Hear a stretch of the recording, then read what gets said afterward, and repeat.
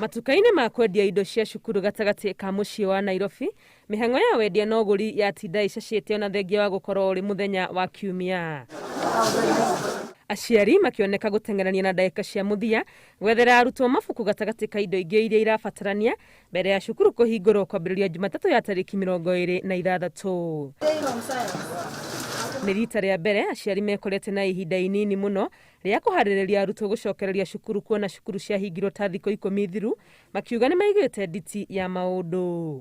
Kids just opened like 2 months ago. We were forced to pay fees. Again now kids are going back to school again. So one week was quite a short time.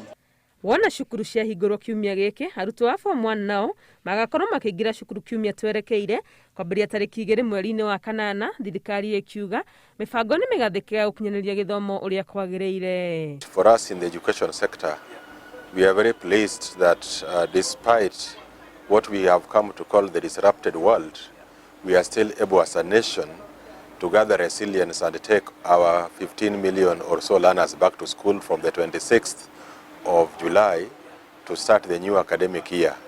Ihenya rĩrĩ rĩa gũteng'erania na mwaka wa gĩthomo rĩambĩrĩria haha rĩgũthiĩ na mbere oro ũũ, kuona arutwo marĩ na ihinda ta rĩa mĩeri 7 gũkorwo magomanĩtie mathomo ma mwaka mũgima. The terms are going to be reduced from 39 to 30 weeks.